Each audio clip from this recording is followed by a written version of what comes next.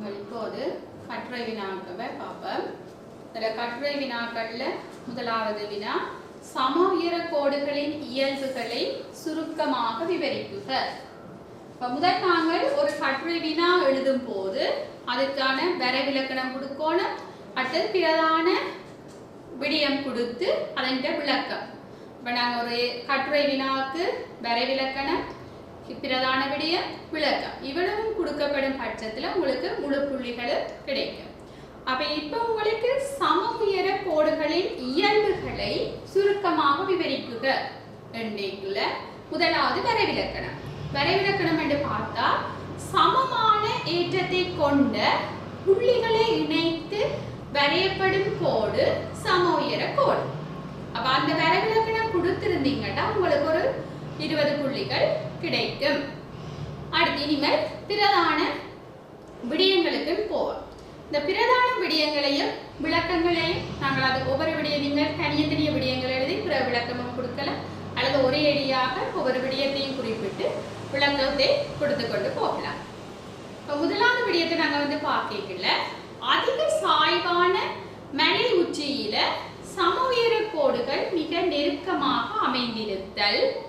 அப்ப நாங்க மேல உச்சியில அப்படியே சம உயர கோடு உச்சியில போகல அது நெருக்கம் மலை உச்சியில சம உயர கோடுகள் நெருக்கம் கூடுதலாக இருக்கும். அதாவது சமதளமான இடத்துல சம உயர கோடுகள் தூர இருக்கு. இப்படி இங்க பார்க்கல இப்படி சமதளமா இருந்தா இந்த சம உயர கோடுகள் தூர பெறும். ஆனா இப்படி குத்தன உச்சிக்கு போயிருக்கலாம் அங்க நெருக்கமாக காணப்படும். அடுத்த இரண்டு சம உயர கோடுகளுக்கு இடையிலான கிடை தூரத்தின் மூலம் சரிவுத்தன்மை காணப்படும். அதாவது இந்த ரெண்டு சம உயர கோடுகளுக்கு இடையிலான கிடை தூரத்தின் மூலம் தான் இந்த மேல இந்த சரிவை காட்டக்கூடிய மாதிரி இருக்கும். அடுத்தது சீரான தூரத்தில் அமைந்த சம உயர கோடுகள் மூலம் சீரான சரிவு காட்டப்படும். இப்ப சம உயர கோடுகள் ஒரே சீரான தூரம், இப்ப உதாரணமாக இது 100 மீட்டர், 200 மீட்டர், 300 மீட்டர் ஒரு சீரான தூரமாக இருந்தால் இந்த சரிவு சீராக காட்டப்படும் என்று சொல்லலாம். அடுத்தது ஒழுங்கற்ற சம உயர கோடுகள் மூலம் ஒழுங்கற்ற மேற்பரப்புகள் காணப்படும். சில வழியில பாத்தீங்கன்னா ஒழுங்கற்ற சம உயர கோடுகள் இது 100 இருக்கு, இது 200, சில வழியில அடுத்தது கிட்ட வரும் 250. அப்படி ஒழுங்கற்ற மாதிரி வீதத்துல போய்கொண்டிருக்கீர்கள் அந்த சம மேற்பரப்பு ஒழுங்கற்ற மேற்பரப்பை காட்டு. மத்தியில் உயரிய பெருமானம் ஒன்று காணப்படுமாயின் அதன் மூலம் அது ஒரு மலை என்று சொல்லப்படும். இப்ப நாங்க சம உயர கோடுகள் இப்படி போகல இப்படி நடுவில் இப்படித்தான் சம உயர கோடு இப்படி வரப்போகுது. இந்த நடுவில் வாரது உயரமான பெருமானம் இப்படி 200, 100 என்று வந்தா இந்த பெருமானம் உயர்வாரு. அப்ப நடுவில் வார பெருமானம் உயர்வாக இருந்தா அதை நாங்கள் மலை என்று சொல்லுவோம். மத்தியில் உள்ள பெருமானம் குறைவாக இருந்தா அது இறக்கம் என்று காட்டப்படும். இந்த பெருமானம் மாறி இது 100, இது 200, இது 300 இந்த பெருமானம் மத்தியில இருக்கிறது குறைவாக இருக்கு. அப்ப அதை நாங்க சொல்லுவோம் இறக்கம் என்று சொல்லுவோம். அடுத்த ஜூ வடிவ சம உயர கோடுகள் அதாவது நிலத்தை நோக்கிய குறைவான பெருமானமா இருந்தால் மேடு மூலமும், வி வடிவ சம உயர கோடுகள் பள்ளத்தாக்கு மூலமும் உங்களுக்கு காட்டப்படும். சம உயர கோடுகள் பொதுவாக ஒன்றையொன்று ஊடறுப்பதில்லை. இப்ப சம உயர கோடுகளை நீங்க பாத்தீங்கன்னா ஒன்று இப்படி போக அடுத்தது இப்படி போகாது, ஒன்று ஊடறுக்காமத்தான் சம உயர கோடுகள் செல்லும். சம உயர கோடுகள் யாதேனும் இடத்தில் சந்திக்குமாயின் அவ்விடத்துல நிலைக்குத்தான பாதாளம் ஒன்று உள்ளது என்று கூறலாம். இப்ப நாங்க சம உயர கோடுகளுடைய இயல்புகளை பார்க்கிறோம். அந்த சம உயர கோடு ஏதாவது ஒரு இடத்துல சந்திச்சுட்டுதுண்டா அதுக்கு ஒரு பாதாளம், நிலைக்குத்தான பாதாளம் ஒன்று இருக்குது என்று கூறப்படும். சம உயர கோடுகள் சிறு பள்ளத்தாக்குகள் குறுக்காக செல்லும் போது பலம் சுழியாக செங்கோணத்துல திரும்புவதோடு உள்ளே அல்லது வளைவுகள் உள்ள இடங்களில உயர் பெருமானம் கொண்டதாக இருக்கு. இதுல நாங்கள் 8 விடயம் கொடுத்தோம். 8 விடயம் எதிர்பார்க்கப்படுது. நாங்க பொதுவாக ஆக குறைஞ்சது 8 விடயங்களும் விளக்கங்களும் கொடுக்க வேணும், மேக்சிமம் முயற்சிக்க வேணும். சில சந்தர்ப்பங்கள்ல 10 விடயங்களும் எதிர்பார்க்கப்படும். ஆகவே நீங்கள் குறைந்தது 8 விடயங்கள் என்றாலும் கொடுத்த புள்ளிகள் இழப்பு வந்து குறைவாக இருக்கும். இங்க 8 விடயம் தர 10 புள்ளிப்படி 80 புள்ளி, முதல் வரைவிலக்கணத்துக்கு 20 புள்ளி, மொத்தமாக 100 புள்ளிகள் கிடைக்கும். அடுத்து முதலாவது பகுதியின் உப பகுதி நிலநீர் மீள் நிரம்பலை அதிகரிப்பதற்காக கையாளத்தக்க வழிகளையும் நிலநீர் மீளேற்றத்தின் மீது செல்வாக்கு செலுத்துகின்ற பின்னணி காரணிகளை சுருக்கமாக விவரிக்குக. அப்ப நாங்கள் இதுல நிலநீர் மீள் நிரம்பலை அதிகரிக்கிறதுக்கு கையாளத்தக்க வழி, அதே நேரம் மீளேற்றம் செய்யறதுல செல்வாக்கு செலுத்துற காரணி. இதுல நாங்க வந்து குடுக்கல முதலாவது வரவிலக்கணம் கொடுக்கணும். வரவிலக்கணம் வந்து பார்க்கல நாங்க நிலநீர் மீள் நிரம்பல் என்றால் என்னன்னு கொடுக்கணும். இப்ப நிலநீர் மீள் நிரம்பல் என்றால் என்னன்னு பாத்தீங்கன்னா, இப்ப மேற்பரப்புல கிடைக்கிற நீர் வந்து கீழ் நோக்கி கீழ் நோக்கி சென்று நிலக்கீழுடன் சேர்ற செயல்முறையைத்தான் நாங்கள் என்னன்னு சொல்றோம் நிலநீர் மீள் நிரம்பல். இந்த மீள் நிரம்பல் ஆனது வந்து இயற்கையாகவும் நிகழலாம், செயற்கையாகவும் நிகழலாம். அதை இயற்கையாக பாத்தீங்கன்னா மழை வீழ்ச்சி காரணமாக நிகழலாம், செயற்கையாண்டா இப்ப நாங்கள் நீர்ப்பாசனம் செய்யறதன் மூலம் அதன் மேல செயற்பாடுகளால நிகழலாம். அப்ப இது வந்து வரவிலக்கணம்.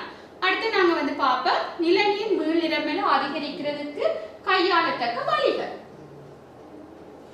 நாங்க நிலநீரை வந்து அதிகரிக்கணுமெண்டா மீள் நிரம்பலை கூட்டணுமெண்டா கொண்டு வந்து நீங்கள் வடிகால்கள், பேசின்கள், குழிகள், கிணறுகள் வந்து நாங்கள் அமைக்கல அங்க நிலக்கீழ் நீர் வந்து மீள் நிரம்பல் வந்து என்ன செய்ய கூடும். அடுத்தது நீர் பொசிதலை அதிகரிக்கிறதுக்கான உத்திகளை பின்பற்றலாம். இப்ப தண்ணி வந்து கீழ் நோக்கி செல்றதுக்கான நாங்கள் உத்திகளை வந்து பின்பற்றிக்கல எங்களுக்கு நிலநீர் வந்து மீள் நிரம்பப்படும். மற்றும் மண்ணோட சேதன பொருட்களை சேர்க்கல, இப்ப சேதன பதார்த்தங்களை நாங்க மண்ணுக்குள்ள போடல தண்ணி வந்து வெளியில பிடிச்சு வச்சிருக்கும், பிடிச்சு கொஞ்சம் கொஞ்சமா கீழ் நோக்கி அனுப்பும். அப்ப அதாலையும் மீள் நிரம்பல் கூடும். மற்றது மண்ணின் இழியமைப்பை மேம்படுத்திக்க, மண் கட்டமைப்பை மேம்படுத்துறது, தாவரங்களை வளர்க்கிறது. அதிகளவா நாங்க தாவரங்களை வளர்த்தோம்னா தண்ணி மேற்பரப்புல ஓடி வழிகிறது தண்ணி வந்து குறைவா இருக்கும், நிலத்துக்கு கீழே போற அளவு கூடுதலாக இருக்கு. அடுத்த மேற்பரப்புல ஓடி வழிதலை குறைக்கிறது.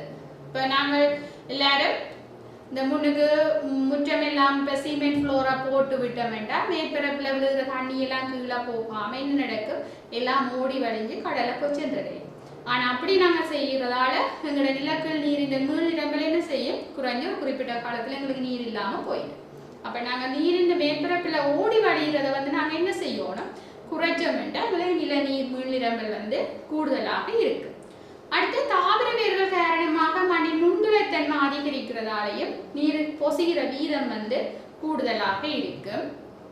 அடுத்தது ஏதாவது ஒரு பிரதேசத்துல நீரை தேக்கி வச்சுக்கிறது, ஊடுபடுகிறதுக்கு அதிக கால அவகாசத்தை ஏற்படுத்துறது. இப்ப நாங்க ஒரு இடத்துல தண்ணியை தேக்கி அங்க கடலை சென்றடையாம அந்த தண்ணியை தேக்கி வச்சு கொஞ்சம் காலத்துக்கு விட்டோம்னா அது என்ன செய்யும், கீழே வடிஞ்சு கீழ் நோக்கி சென்றுடும். அப்படியான செயற்பாடுகளை நாங்க செய்யறதால என்ன நிலநீர் மீள் நிரம்பலை அதிகரிக்க செய்யலாம். அடுத்து உங்களுக்கு இந்த கேள்வியில 2 விடயங்களை கேட்டவ, ஒன்று நீர் மீள் நிரம்பலை அதிகரிக்கிறது, மற்றது நீர் மீளேற்றத்தில செல்வாக்கு செலுத்துற காரணிகளையும் கேட்டவர். அப்ப நாங்க இவ்வளவு நேரமும் பார்த்தது நிலநீர் மீள் நிரம்பலை அதிகரிக்கிறதுக்கான வழிகள். இனிமே நாங்கள் மீளேற்றத்துல செல்வாக்கு செலுத்துகின்ற காரணிகளை பற்றி பார்ப்போம். இதுல வந்து பாத்தீங்கன்னா ஒன்று மீளேற்றத்துல செல்வாக்கு செலுத்துறது மழை வீழ்ச்சி, நீர்ப்பாசனம் செய்யற நீரின் அளவு. இப்ப மழை வீழ்ச்சி நாங்கள் மழை வீழ்ச்சியில செய்யல இந்த நிலநீர் மீளேற்றம் வந்து அதாவது பரவல்ல எல்லா இடமும் பரவலாக மீளேற்றம் நடக்கும். அடுத்தது பாசன நீரின் அளவு, நிலத்தின் அமைப்பு. இப்ப சமதரையான நீரிட்ட தண்ணி ஓரளவு நிற்கும், பள்ளமான நிலத்துல தண்ணி தேங்கி நின்று கீழே போற அளவு கூடவே இருக்கும். இதே நேரம் சரிவான மலைப்பாங்கான நீரெண்டா இடமெண்டா அது கடற்கரை தண்ணி வழிஞ்சு ஓடுற வீதம் தான் கூடவே இருக்கு, நிலத்துக்கு கீழே போற அளவு வந்து மீளேற்றம் குறைவாக இருக்கு. அடுத்து பாறைகளதும் மண்ணினதும் தன்மை. இப்ப இப்போ பாறைகள் கீழே அதாவது மண் முதிர்ச்சி அடைந்த மண் முதிர்ச்சி அடையாத மண் ரெண்டுக்குள்ள அங்கே வந்து ஆழம் வந்து குறைவா முதிர்ச்சி அடையாத மண்ணில் ஆழம் குறைவா இருக்கு படகு பாறைகள் வந்துடு அப்ப அங்க வந்து என்ன செய்யாது தண்ணி கீழ் நோக்கி போற அளவு குறைவாக இருக்கு அதே மாதிரி பாறைகள் இந்த அமைப்பு இவை யாவும் இந்த நிலநீர் மீளேற்றத்துல செல்வாக்கு செலுத்துற காரணிகளாக இருக்கு அப்ப இதுல வந்து நிலநீர் மீளேற்றத்துல செல்வாக்கு செலுத்துறதுல 4 விடயங்கள் 4 விடயங்கள் நாங்க 32 வரும் அங்கால 864 புள்ளிகள் இதுக்கு வந்து வழங்கப்படுது அடுத்தது 5வது 3வது பார் மீன்வளர்ப்பு குளமுறின அமைக்கும் விதத்தை சுருக்கமாக விவரிக்குக நாங்க மீன் வளர்ப்பு குளம் இந்த நாங்க இப்ப நன்னீர் மீன் வளர்ப்பு வந்து இலங்கை மக்கள் மத்தியில ஒரு பிரபல்யம் அடைந்து வருகிறது இந்த நாங்க மீன் வளர்ப்பு நன்னீர் மீன் வளர்ப்பை வந்து நாங்கள் தடாகங்கள் அதாவது குளங்கள்ல வளர்க்கிறது கூடுகள்ல சீமெந்து தொட்டிகள்ல வளர்க்கிறது போன்ற முறைகளை மேற்கொள்கிறோம் அதை விட பயிர் செய்து கைவிடப்பட்ட நிலங்கள்லையும் நாங்கள் இந்த குளங்களை அல்லது தடாகங்களை அமைத்து அங்க மீன்களை வளர்க்கக்கூடிய மாதிரி காணப்படுகின்றது மணல் மண் அல்லது மணல் சார்ந்த களிமண்ணில இந்த குளங்களை அமைத்து மீன் வளர்க்க முடியாது இனிமே நாங்கள் அந்த விடயங்களுக்கு போனோம்டா முதலாவது பாத்தீங்கன்னா குளத்தின் விஸ்தீரணம் 300 சதுர மீட்டர் வர்க்கத்துல சதுர மீட்டர்ல பெரியதாக இருக்க வேண்டும் நாங்க இப்ப நீங்க விரும்பின வடிவங்கள்ல குளத்தை அமைக்கலாம் ஆனா செவ்வகம் சதுர வடிவத்துல அமைக்கிறது வந்து மிக பொருத்தமாக இருக்கு அதே நேரம் வந்து குளத்துக்கு ஒளி கிடைக்கக்கூடியதாகவும் இருக்கணும் இப்ப ஒளி கிடைக்கக்கூடிய மாதிரி அதாவது குளத்தின் திசையை நாங்க தீர்மானிக்கணும் நீளச்சு வந்து வடக்கு தெற்கா நாங்க அமைச்சோம்டா நீளச்சு இப்படி வடக்கு தெற்கா அமைக்கல அங்க கிழக்கு மேற்கு சூரியன் வந்து சூரிய ஒளி வந்து அதிக அளவில் கிடைக்கக்கூடிய மாதிரி இருக்கு அடுத்தது குளத்தின் நீள அகலம் வந்து 3:2 விகிதத்துல அமைமாறு நாங்கள் அமைமாறு எடுக்கணும் அதே நேரம் வந்து குளக்கட்டு வந்து 8 தொடக்கம் 6 மீட்டர் அகலமாக இருக்கணும் இந்த குளக்கட்டுங்கிற ஸ்ட்ராங்கா இருந்தது அந்த குளம் வந்து உடைக்காம பாதுகாக்கப்படும் அப்ப குளக்கட்டு 8 தொடக்கம் 6 மீட்டர் அகலமா இருக்கணும் குளத்தின் ஆழத்தை நீங்க வந்து பார்க்கல 1 தொடக்கம் 1.5 மீட்டர் கிட்டத்தட்ட அப்படி இருக்கிறது பொருத்தமாக இருக்கு மற்றது குளத்தின் சுவர்கள் வந்து உறுதியா இருக்கிறதுக்காக நாங்க என்ன செய்வோம்டா மண்ணை இட்டு அதுக்கு வந்து அழுத்தி போட்டு பிறகு சாய்வாகத்தை நாங்க குளக்கட்டு அமைக்கிறது அதாவது சாய்வாக அமைக்கிறதுண்டா இப்ப குளம் இப்படி இருந்ததுண்டா நாங்கள் இதுல குளம் இருக்கும் இப்படித்தான் சாய்வாக குளக்கட்டை வந்து அமைச்சு கொண்டு போவாங்க மண் கழுவி செல்லாதவாறு அந்த மேற்பரப்புல நாங்க குளக்கட்டின மேற்பரப்புல வந்து நாங்க என்ன செய்யணும் வேண்டாம் புல்லுகளை வளர்க்க வேண்டும் அடுத்த குளத்தின் அடியில வந்து உட்புறம் வெளிவாயில நோக்கி சாய்வாக ஒரு காணோ அல்லது ஒரு குழாய் அப்படி ஏதாவது இருக்கிறதுனால குளத்து நீரை நாங்க வெளியேற்றுறது வந்து இலகுவா இருக்கும் குளத்தின் உட்பக்கத்துல வெளிவாயில நோக்கி நாங்கள் ஒரு சாய்வாக ஒரு கான் அல்லது குழாய்களை இடுறது வந்து நீரை வந்து குளத்து நீரை வெளியேற்றுறது அப்படியான செயற்பாடுகளுக்கு பொருத்தமாக இருக்கு அடுத்த குளத்துக்குள்ள நீர் கூற வாயில அல்லது குளநீர் மட்டத்துக்கு மேலாக அமைக்கணும் உள்ளுக்குள்ள வார வாயில் வந்து இந்த குளத்தின் நீர் மட்டத்தை விட அங்க மேல உயரமாக வந்து அமைக்கிறது பொருத்தமாக இருக்கு அடுத்தது குளத்துக்கு நீர் வழங்குற இடத்துல நாங்கள் அதாவது குளத்துக்குள்ள நீர் புகும் வாயில குளநீர் மட்டத்துக்கு மேலா நீங்கள் அமைக்கணும் குளத்துக்கு நீர் வழங்குற இடத்துல வந்து அணையா வந்து கொங்கிரீட்டோ அல்லது கல் ஏதாவது பதிச்சு விடலாம் அடுத்தது பாத்தீங்கன்னா புறத்தே இருந்து குளத்தொகுதிக்குள்ள வர நீரை வந்து நாங்க கட்டுப்படுத்துறதுக்காக ஒரு ஊத்தி அதாவது கேட் மாதிரி வாயில் ஒன்றை போட்டு விடணும் அல்லது என்னென்னா வெளியில இருந்து குளத்தொகுதிக்கு வர நீரை திறந்து என்ன செய்யும் உள்ளுக்குள்ள எல்லா தண்ணியும் வந்துடும் அதுக்காக கண்ட்ரோல் பண்றதுக்கு நாங்க கேட் ஒன்றை போட்டு விடுவோம் அடுத்தது குளத்துக்குள்ள வர நீரை வடிக்கிறதுக்கு அங்க ஒரு வேலையை உண்டு கண்கள் இந்த மிக நுண்ணிய கண்ணுள்ள வேலையை வந்து நாங்க பொருத்தி விட்ட வேண்டாம் அந்த தண்ணி வந்து வடிஞ்சு உள்ளுக்குள்ள தண்ணி நல்ல தண்ணியை இதா பெறும் இப்போ இதில் வந்து உங்களுக்கு 8 விடயங்கள் வந்து எதிர்பார்க்கப்படுது. அறிமுகத்துக்கு 20 புள்ளிகளும் 8 விடயங்களுக்கு 8 தர 10 புள்ளிகள் வீதம் 100 புள்ளிகள் வழங்கப்படும். இதுல பெறப்படுற 300 புள்ளிகளை 3ஆல பிரித்து உங்களுக்கு இறுதியாக இதுக்கு 100 புள்ளிகள் பெறப்படும்.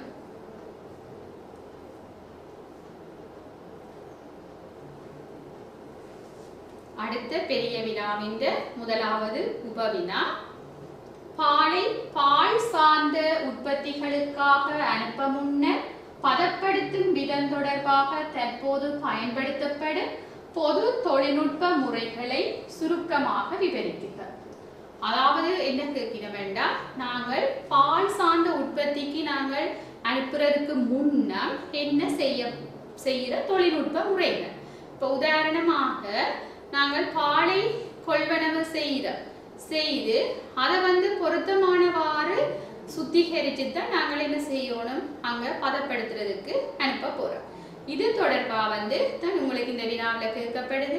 அப்போ முதலாவது நீங்கள் வந்து பார்த்தீங்கன்னா பாலை சுத்திகரிக்கிறது, அதாவது பாட்பண்ணியாளரிடமோ அல்லது நீங்கள் எங்கேனாலும் ஒரு இடத்துக்கு தொழிற்சாலைக்கு கொண்டு வர்ற பாலை இந்த விலையினால நீங்கள் சில தடவை படிக்கல அதில் ஏதாவது சிறிய துணிக்கைகள் அப்படியானது இருந்தால் அகற்றப்படும். அடுத்து 2வது விடயம் வந்தீங்க தர நிர்ணயம் செய்தல் என்று பார்க்கல, அதாவது அந்த உற்பத்தியின் தேவைப்பாட்டுக்கு ஏற்ப நாங்கள் கொழுப்பின் அடக்க அளவு வந்து மாற்றுறது. அதை நீங்க செய்ய போறோம். பாலில இந்த ஒவ்வொரு உற்பத்தியும் செய்யல எவ்வளவு கொழுப்பின் அளவு தேவையோ அந்த அளவுக்கு ஏற்ற மாதிரி இந்த கொழுப்பின் அளவை மாற்றுறது. பிறகு அடுத்தது என்ன செய்ய போயிடும், பால்ல இருந்து கொழுப்பை வேறாக்குறது. இந்த பால்ல இருந்து கொழுப்பை நாங்க வேறாக்குறதுக்காக பாலாடை பிரிகருவியை வந்து நாங்கள் பயன்படுத்தி அதுல இருந்து கிரீம், அதாவது கொழுப்பு வந்து புறம்பாக பெற்றுக்கொள்ளப்படும். அடுத்து நாங்கள் பாலை ஏகவீனமாக்குறது. பாலை ஏகவீனமாக்குறேன்டா அங்கே இருக்கிற கொழுப்புல பால்ல சின்ன சின்ன கொழுப்பு சிறுகோளங்கள் வந்து காணப்படும். அந்த கொழுப்பு சிறுகோளங்களை வந்து என்ன புரதங்கள் வந்து புறத்துறிஞ்சப்பட்ட ஒரு குழம்பான நிலையில காணப்பட போகுது. இதை நாங்க வந்து பாலை ஏகவீனப்படுத்திக்கல இந்த கொழுப்பு சிறுகோளம் எல்லாம் சம அளவா வந்து பிரிஞ்சு எல்லா இடத்துலையும் கலந்து இருக்கு. அப்ப இதால நாங்கள் பாலை வந்து களைச்சிப்படுத்தி வைக்கல கொழுப்பு வந்து வேறாக்குறது வந்து தவிர்க்கப்படும். இதை நீங்கள் சும்மா சாதாரண பாலை நீங்க வாங்கி ஃப்ரிட்ஜுக்குள்ள வச்சு பார்த்தீங்கன்னா அடுத்த நாள் அடிக்கைக்குள்ள மேல கொழுப்பு மாதிரி ஒரு தடிச்ச பாடி ஒன்று காணப்படும். ஆனா அதே நேரம் வந்து இப்ப ஏகவீனமாக்கப்பட்ட பாலை நீங்கள் ஃப்ரிட்ஜுக்குள்ள வச்சுட்டு பார்த்தா அங்க வந்து பால் வந்து சீராகத்தான் காணப்படும். இப்ப நீங்க ஒரு ஆங்கர் மில்க வாங்கி வச்சிங்கன்னா அதுல வந்து அப்படி மேல ஒரு படம் மாதிரி வரா. ஆனா அதே நேரம் சாதாரணமாக நாங்க வீடுகளில் வாங்குற பாலை வாங்கி வச்சிங்கன்னா அங்கே வருவேன். ஏன்னா அங்கே வந்து பாலை ஏகவீனமாக்கல் செயற்பாடு வந்து நடைபெறாததால. அப்போ இங்கே வந்து 4 விடயங்களை குறிப்பிட்டிருந்தீங்கன்னா, அதாவது 24 புள்ளிகளும் விளக்கத்துக்கு 14 புள்ளிகள் படி 56 புள்ளிகளும் மொத்தமாக 100 புள்ளிகள் வழங்கப்படும். அடுத்தது வினா 6வது 2வது உபவினா, பிரதான தாவர ஒட்டுவேலை முறைகளை குறிப்பிட்டு அவற்றில் ஒரு ஒட்டு முறையை நிகழ்த்தும் விதத்தை விளக்கப்பட மூலம் விளக்குக.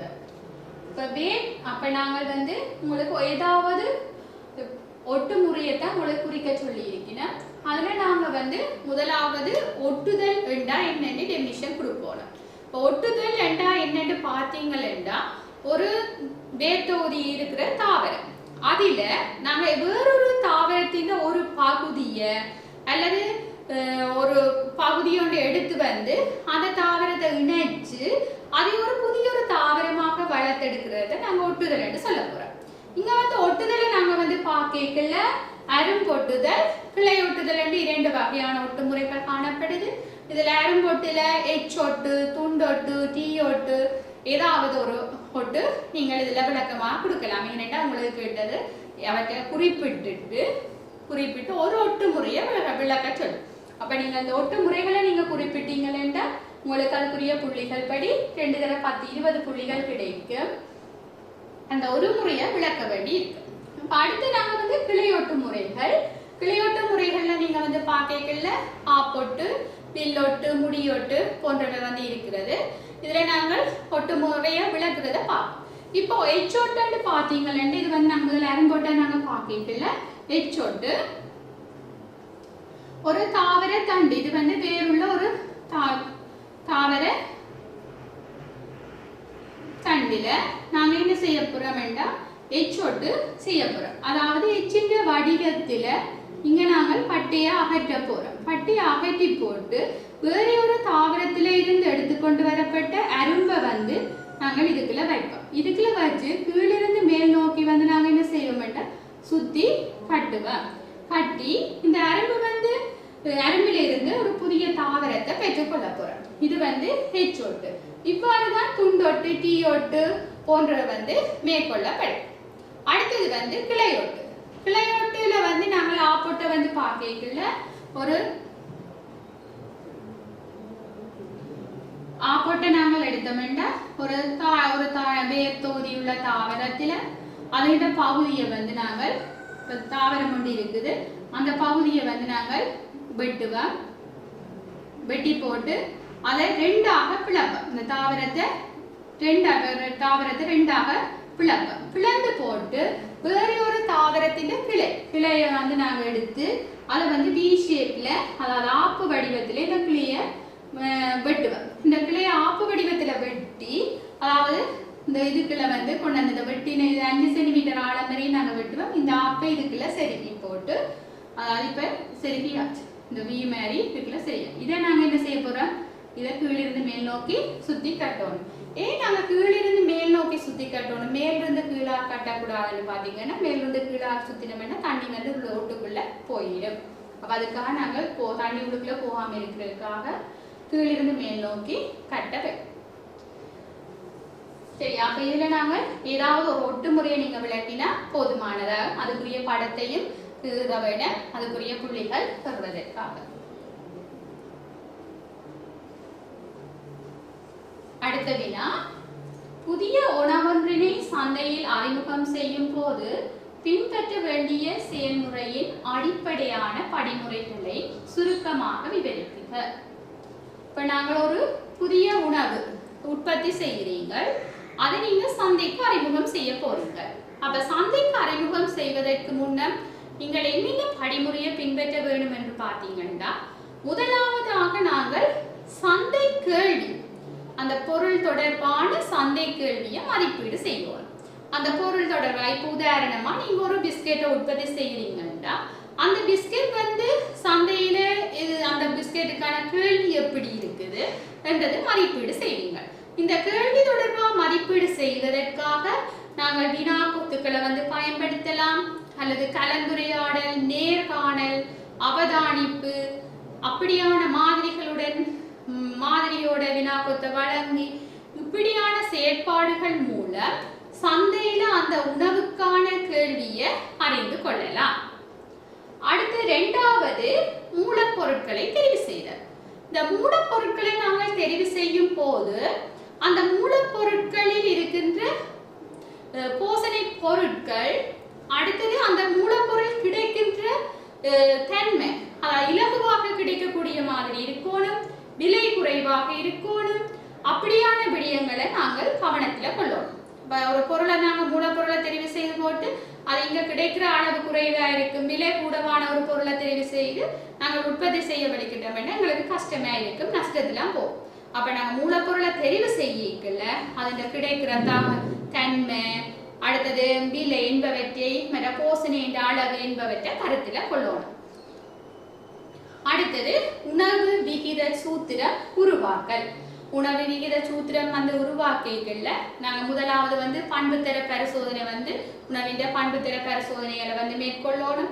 அடுத்து அந்த உணவின் அந்த மூலப்பொருளின் கட்டமைப்பு, அதோட கிடைக்கும் தன்மை, அது தொடர்பான அறிவுகளை வந்து பெற்றுக்கொள்ள வேண்டும். பிறகுதான் நாங்கள் வந்து அதை வந்து என்ன செய்யணும், பரிசோதனை ரீதியா வந்து மேற்கொண்டு அதுக்கு பிறகுதான் அந்த விளைவு கடைசி சேர்க்கணும் என்றதை உறுதிப்படுத்தணும். அடுத்த உணவின் புலனுக்கட்டுன்ற தன்மையை மதிப்பீடு செய்கிறது. இந்த உணவின் புலனுக்கட்டு தன்மையை மதிப்பீடு செய்யும் போது அதாவது நாங்கள் ஒரு உணவை உற்பத்தி செய்த உடனே எங்களுடைய புலனுணர்வு பரிசோதனையை மேற்கொள்வோம். அதாவது எங்களோட புலன் அங்கங்களை வந்து பயன்படுத்தி அதோட புற தோற்றம், இழையமைப்பு, சுவை போன்றவற்றை, மனம் போன்றவற்றை அறிந்து அதை மதிப்பீடு செய்கிறது. இந்த மதிப்பீடு வந்து நாங்கள் செய்யறது மூலம், அதாவது உணவை வந்து உற்பத்தி செய்த உடனே செய்வோம், அது அல்லது உணவை அதிக அளவில் அபிவிருத்தி செய்கிற நோக்கங்களையும் இந்த புலனுணர்வு மதிப்பீடு செய்வோம். மற்றது இந்த புலனுணர்வு மதிப்பீடு செய்யறதன் மூலம் உணவின் தரத்தை வந்து கூட்டக்கூடிய மாதிரி இருக்கு. அடுத்தது உணவு உற்பத்தி செய்தல் தொடர்பான செலவீன மதிப்பீடு தயாரிக்கிறது. இப்ப எங்களுக்கு வந்து உணவை உற்பத்தி செய்யறதுக்கான மூலப்பொருட்களுக்கான செலவும் இருக்கு. அதே நேரம் மூலதனங்கள், அந்த அந்த பாத்திரங்கள், இப்ப மூலப்பொருள் என்று பார்க்க உதாரணமா நான் பிஸ்கெட்டை செய்ய போறோம்னா கோதுமை, சீனி, அந்த அந்த அதுகள் மூலப்பொருட்களுக்கான செலவா இருக்கு. அதே நேரம் அதை உற்பத்தி செய்யற உபகரணங்களுக்கு தேவை பாத்திரங்கள், அந்த இயந்திரங்கள், அதுக்கான செலவு. இந்த ரெண்டையும் நாங்கள் மதிப்பீடு செய்துதான் அந்த உணவு உற்பத்தி செய்த தொடர்பான செலவீன மதிப்பீட்டை தயாரிப்போம். அடுத்தது உணவை விருத்தி செய்வது. இப்போ ஒரு உணவை வந்து நாங்கள் என்ன கூட செய்யணும்னா அதிന്റെ புலனுணர்வு, அதாவது அதுகள் எல்லாத்தையும் நாங்கள் பார்த்து அதிന്റെ தரத்தை கூட்டணும். ஆயுட்காலத்தை துணிகிறது. ஆயுட்காலத்தை துணியைக்குள்ள நாங்கள் வந்து பார்த்தோம்னா 2 முறையில் ஆயுட்கால துணியெல்லாம். ஆயுட்காலம் வந்து பார்க்கல உணவு உற்பத்தி செய்ததுல இருந்து அது எவ்வளவு காலம் பழுதடையாமல் அதோட தரம் மாறுபடாம இருக்கின்ற உச்ச காலத்தை தான் நாங்கள் ஆயுட்காலம் என்று சொல்ல போறோம். இந்த ஆயுட்காலம் வந்து 2 முறையில வந்து நாங்கள் துணியெல்லாம் ஒன்று நேரடி முறை, மற்றது வந்து நேரின் முறை அல்லது மறைமுகமான முறை மூலம் துணியலாம். அடுத்தது உணவை பொதியிடுறது. இப்ப நாங்க வந்து உணவை பொதியிடைக்குள்ள வந்து அந்த உணவு பொருளுக்கு பொருத்தமான பொதியிடல் பதார்த்தத்தை வந்து பயன்படுத்தணும். அந்த பொதியிடல் பதார்த்தமானது சூழலுக்கு உவப்பானதாக காணப்பட வேண்டும். அடுத்த உணவுக்கான தரத்தை உறுதிப்படுத்துறது. உணவுக்கான தரத்தை உறுதிப்படுத்துவதற்கு நாங்கள் உணவை அதாவது SLA எடுக்க போறோம், SLS தரம் பெறணும்னா அந்த நிறுவனத்திடம் வந்து எங்களுடைய இந்த உணவு தொடர்பான அறிக்கை, உற்பத்தி தொடர்பான அறிக்கையை சமர்ப்பித்து அவர்கள் வந்து அனுப்புகின்ற இதோட வந்து ஒப்பிட்டு பார்த்து அவர்களால இந்த தரம் உறுதிப்படுத்தப்பட்ட பிறகுதான் இதுக்குரிய தர உறுதிப்படுத்தப்படல் கிடைக்கும். அப்போ நாங்கள் உணவுண்ட சந்தைக்கு நாங்கள் அறிமுகம் செய்யும் போது இந்த இவ்வளவு விடயங்களையும் கருத்தில கொள்ளுதல் வேண்டும். 7வது வினா, உயரிய தரமுள்ள புழுங்கலரிசி பெறுவதற்காக நெல் அவித்தலின் போது கவனம் செலுத்த வேண்டிய விடயங்களை சுருக்கமாக விவரிக்கிறார். நாங்கள் புழுங்கல் அரிசி, அதாவது குத்தரிசி என்று சொல்ற அந்த அரிசியை நாங்கள் அவித்து பெற, நாங்கள் அங்க வந்து நெல்லை வந்து அவிக்கல போசனை பெருமானம் அல்லது அரைக்கும், அதாவது நெல்லை குற்றும் போது உடைகிற அளவு வந்து இந்த நெல் அவித்தலால வந்து குறைக்கப்படுகிறது. இதுக்காக நாங்கள் நெல்லை அவித்து மற்ற சுவை போன்றவற்றுக்காக இதை மேற்கொள்கிறோம். அப்ப முதலாவது நாங்கள் வந்து பார்க்கல என்னென்ன விடயங்களை நாங்கள் கவனம் செலுத்த வேண்டும் என்று பார்த்தோம்னா, ஒன்று வந்து அவிக்கிற நெல் வந்து சுத்தமானதாகவும் நல்லா உலர்ந்ததாகவும் இருக்க வேண்டும். அடுத்தது இப்ப வெவ்வேறு நெற்பேதங்களை நாங்கள் உண்டா கலக்கக்கூடாது. இப்ப நெல்லில நிறைய இனங்கள் பேதங்கள் இருக்குது. அந்த மணிகளை சேர்த்து அவிக்கைக்குள்ள எங்களுக்கு சேதம் வந்து கூடுதல், இழப்புகள் வந்து கூடுதலாக இருக்கு. அடுத்தது இந்த அவிக்கும் முன்னம் வந்து நாங்கள் இந்த நெல்லை வந்து குளிர் நீர்ல ஊற விடுவோம். ஊற விட்டோம்னா அங்க பாத்தீங்கன்னா அந்த முதிர்ச்சி அடையாத நெல்மணிகள் எல்லாமே நாங்க பதர்கள் என்று சொல்ற அதெல்லாம் மிதக்கும். அதை நாங்க என்ன செய்வோம்னா அகற்றக்கூடிய மாதிரி இருக்கு. அந்த பதர்கள், முதிர்ச்சி அடையாத நெல்மணிகள் அதுகளை அகற்றுவோம். அடுத்தது நாங்க என்ன செய்வோம்னா நேரம் ஊற வைக்கிறது. இப்ப சின்ன நெல் குறுகிய கால நெல்மணிகள் என்றது இப்ப 2.5 மாதம் 3 மாத நெல்லுகள், அப்படி எதாவது குறுகிய நெல்மணிகள் என்று சொல்லுவோம். அதாவது அதை நாங்க 24 தொடக்கம் 36 மணித்தியாலும், நீண்ட நெல்மணிகள் என்ற நீண்ட அது வந்து 48 மணித்தியாலங்களும் ஊற விடுவோம். அப்ப ஊற விடையக்குள்ள நாங்க வந்து பார்த்தோம்னா 12 மணித்தியாலத்துக்கு ஒருக்கா தண்ணி மாத்தணும். ஒரே தண்ணியில அப்படியே விட்டுட்டு வைக்க கூடாது. 12 மணித்தியாலத்துக்கு ஒருக்கா நாங்க தண்ணியை மாத்தி விட்டா அந்த மனம் பாரது குறைவா இருக்கும். சில வேளையில் நீங்கள் சோறு சமைக்கல பார்த்திருப்பீங்க, ஒரு மனம் துர்மணம் வரும். அது வந்து தொடர்ந்து ஒரே தண்ணியிலேயே ஊற விடுறதால தான் அந்த பிரச்சனை வராது. அப்ப நாங்க 12 மணித்தியாலத்துக்கு ஒருக்கா என்ன செய்வோம், அந்த தண்ணியை வந்து மாத்துவோம். அப்ப மாத்தினா பிறகு இந்த ஊற வைத்த நெல்லை வந்து கொதி நீராவியில அவிக்கிறது. கொதி நீராவியில அவிச்சு போட்டு அந்த அவித்த நெல்லை நாங்க என்ன செய்வோம்னா இறக்கி ஒரு பொருத்தமான இடத்துல வந்து என்ன செய்வோம்னா பரப்பி விடுவோம்.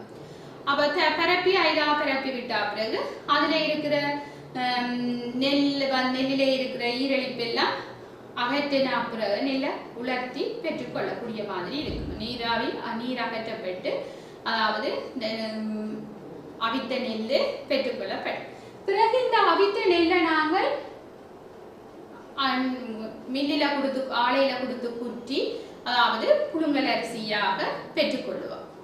இங்க 9 விடயங்கள் வந்து எதிர்பார்க்கப்படுகின்றது. 9 விடயத்தோடு அதன் விளக்கமும் 90 புள்ளிகள் கிடைக்கும். அறிமுகத்துக்கு 10 புள்ளி, மொத்தம் 100 புள்ளிகள். அடுத்தது பாதுகாக்கப்பட்ட மனையினுள் வெப்பநிலையை கட்டுப்படுத்துவதற்கான தொழில்நுட்ப உத்திகள். இப்ப பாதுகாக்கப்பட்ட மனைக்குள்ள வெப்பநிலையை நாங்க கட்டுப்படுத்துறதுக்கு என்னென்ன தொழில்நுட்ப உத்திகளை நாங்கள் பயன்படுத்துறோம்டா, ஒன்று வந்து நாங்கள் வெப்பநிலை வந்து எங்களுக்கு 2 விதமா பாதிப்பு ஏற்படும். ஒன்று வந்து பாத்தீங்கன்னா வெப்பநிலை கூடு பிரச்சனை வரும், அல்லது வெப்பநிலை குறைஞ்சு பிரச்சனை வரும். அப்ப இப்ப நாங்க முதலாவது வெப்பநிலை வந்து எங்களுக்கு சிறப்பான மட்டத்தை விட கூடிட்டுதா எங்களுக்கு என்னண்டு அதை விட கூடினா எப்படி கட்டுப்படுத்தணும். ஒன்று வந்து நாங்க என்ன செய்யலாம்டா, எங்கட அந்த மனையின் சுவர்களின் உயரத்தை வந்து கூட்டலாம். உயரத்தை கூட்டியர்கள் என்ன நடக்கும், எங்களுக்கு கொஞ்சம் வெப்பநிலை குறையும்.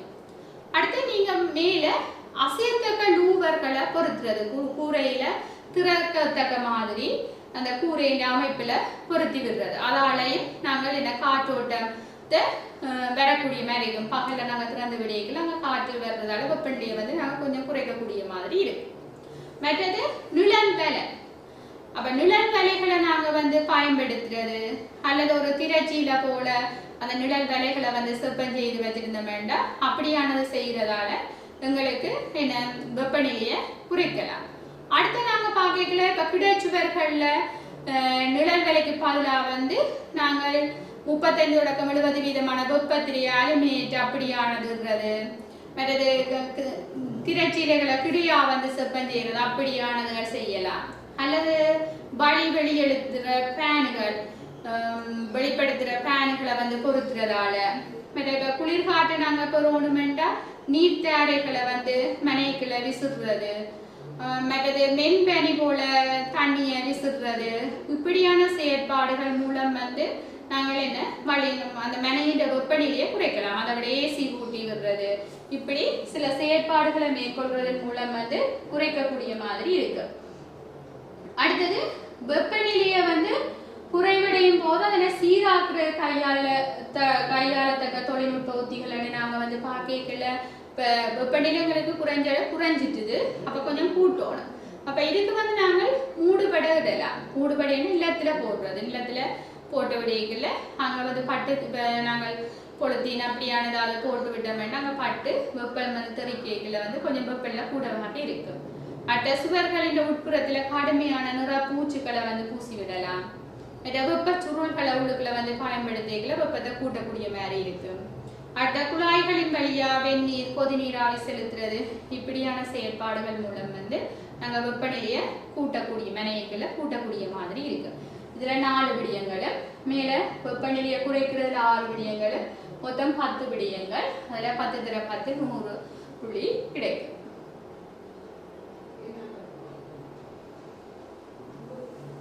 அடுத்த வினா, வானிலை நிலையம் ஒன்றில் வானிலை அவதான உபகரணங்கள் பாவிக்கப்பட்டுள்ள விதத்தை சுருக்கமாக விவரிக்குக. அப்ப இங்க வந்து வானிலை நிலையத்துல எப்படி வானிலை உபகரணங்கள் ஸ்தாபிக்கப்பட்டுள்ளதுன்னு கேட்கப்பட்டிருக்குது. அதுல நாங்க வந்து பார்க்கல முதலாவது வானிலை அவதானிப்பு நிலையம் என்னன்னு கொடுப்போம். அதுல வானிலை தகவல்களை நாங்கள் பெற்றுக்கொள்வதற்காக உபகரணங்கள் உரியவாறு ஸ்தாபிக்கப்பட்டிருக்கிற இடத்தை தான் நாங்க என்னன்னு சொல்ல போறோம், வானிலை அவதானிப்பு நிலையம் என்று சொல்லுவோம். இதுல முதலாவது உபகரணம் வந்து பார்த்தோம்னா இப்ப ஒரு மலைமானி எளிய மலைமானியை பார்ப்போம். எளிய மனமானியை வந்து பார்க்கல இது வந்து வானிலை நிலையத்தின் அதாவது வேலியிலிருந்து 1.5 மீட்டர் தூரத்தில் வைக்கப்படும். அதே நேரம் ஆவியாக்கல் தட்டில இருந்து 5 மீட்டர் தூரத்திலேயே நிலமட்டத்தில இருந்து மலைமானியின் மேல் விளிம்பு வந்து 30 சென்டிமீட்டர் உயரமாகவும் இருக்கும். அதே கான்கிரீட் மேடையிலையும் இது ஸ்தாபிக்க வேண்டும். இது வந்து ஒரு எளிய மலைமானி எப்படி ஸ்தாபிக்கிறது என்று பேர் சொல்றோம். அடுத்து சூரிய கதிர்ப்புமானி சூரிய பிரகாசமானி என்று பார்த்தோம்னா சூரியோட ஒளி விடுகிற இடத்துல தான் நாங்கள் இதை ஸ்தாபிக்கணும். அடுத்தது 1.5 மீட்டர் உயரம் நிலமட்டத்திலிருந்து 1.5 மீட்டர் கிழக்கு மேற்கு திசையிலையும் இதை நாங்கள் அமைக்க வேண்டும். அடுத்தது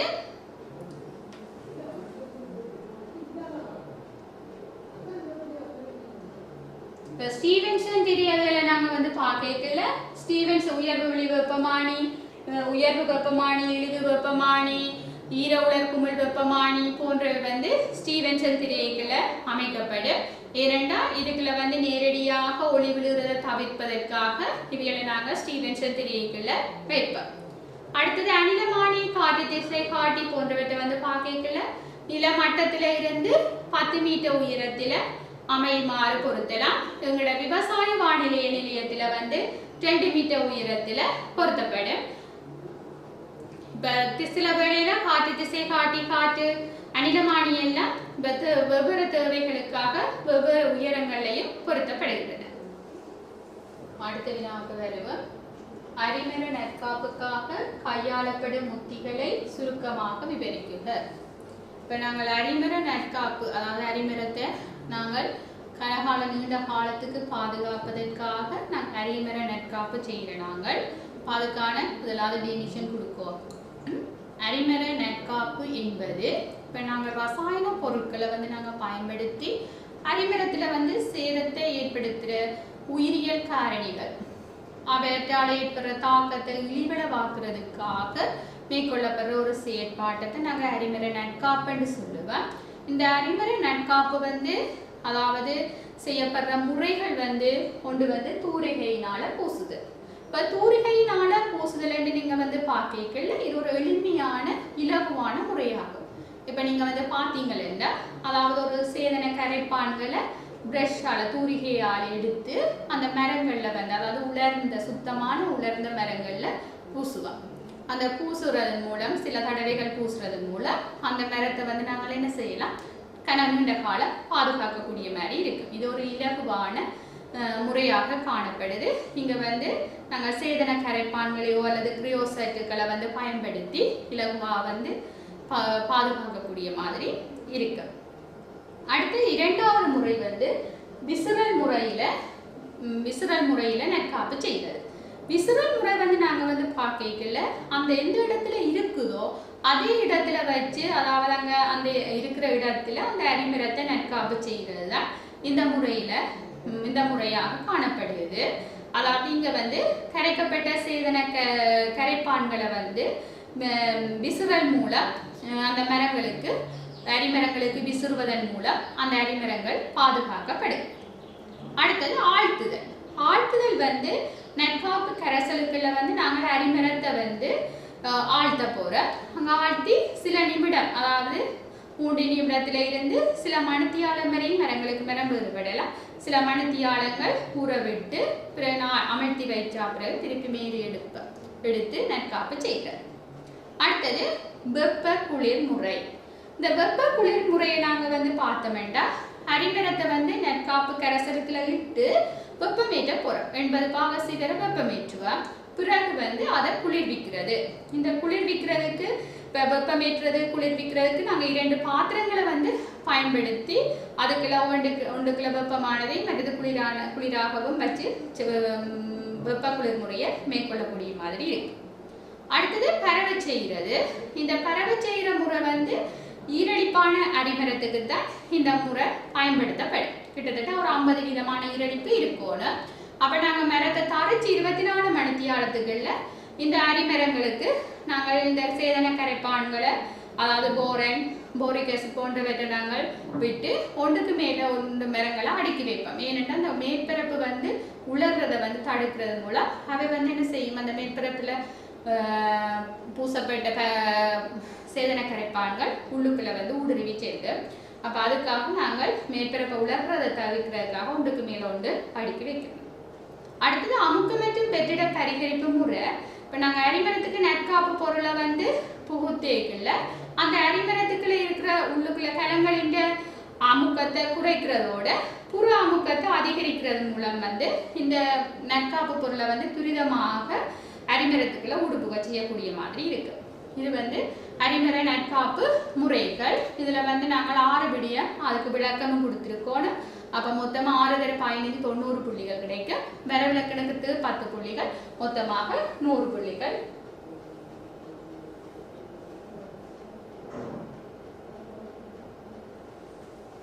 கருவா பதப்படுத்தும்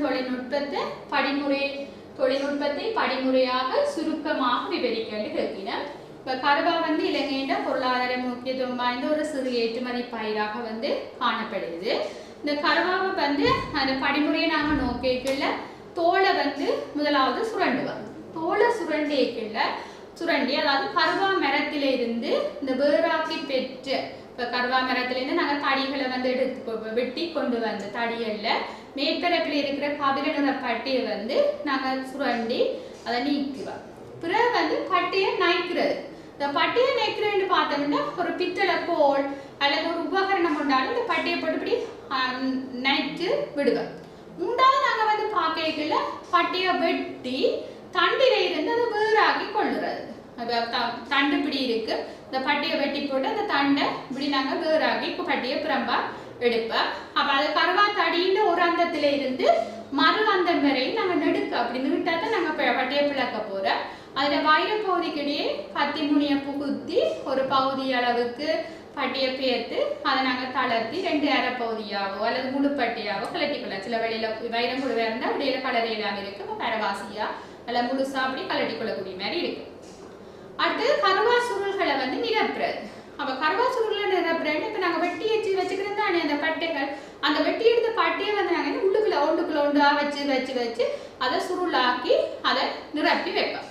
பிறகு சுருளின் 2 அந்தங்களை இப்ப சுருட்டி உள்ளுக்குள்ள வச்சுட்டு ஒன்றுக்குள்ள ஒன்று சரி சுருட்டி வச்சுட்டு அந்த 2 அந்தங்களையும் நாங்க வெட்டி போட்டு, அதாவது தயார்படுத்தின சுருள்களை 106.7 சென்டிமீட்டர் நீளமான சுருள்களாக 2 அந்தங்களையும் வெட்டி நீக்கிறது.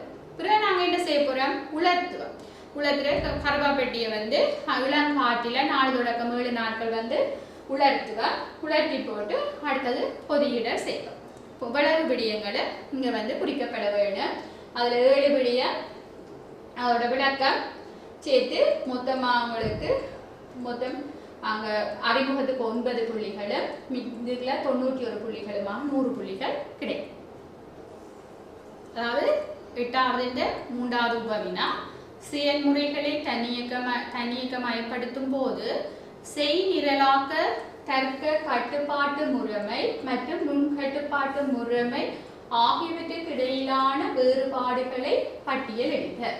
இங்க வந்து நாங்கள் 2 வரைவிலக்கணங்கள்ல எதிர்பார்க்கப்பட்டது. இது கடந்த 2019ஆம் ஆண்டு வந்து பாஸ் பேப்பர் வினா. கைத்தொழில் துறையில முதலாவது வந்து நாங்கள் செய்நிரல் தர்க்க கட்டுப்படுத்தி என்றா என்னென்று கொடுக்குறோம், அடுத்தது கட்டுப்பாட்டு முறைமை என்றா என்னென்று கொடுக்குறோம். இங்க செய்நிரல் தர்க்க கட்டுப்படுத்தி என்றா என்னென்று பார்த்தீங்கன்னா, அதாவது கைத்தொழில் துறையில மின்னியந்திர தொழிற்பாட்டில தன்னியக்கமயப்படுத்தும் போது செய்நிரலாக்க தர்க்க கட்டுப்பாட்டு முறைமை மூலம் முறைமைப்படுத்தப்பட்டு தொழிற்படுத்தக்கூடிய இலக்க கணனி தொகுதி செய்நிரல் தர்க்க கட்டுப்படுத்தி என்று சொல்வார். மின்னியந்திர தொழிற்பாடுகள் தன்னியக்கமயப்படுத்துவதற்கு அடிப்படையாக கணனி பகுதி நுண்கட்டுப்பாடு தொகுதியினுள் உள்ளடக்கப்பட்ட தொகுதி நுண்கட்டுப்பாட்டு முறைமை என்று சொல்லுவார். இப்ப இங்க வந்து 2 வரைவிலக்கணத்துக்கு 10 புள்ளிகள் வீதம் வழங்கப்படுது.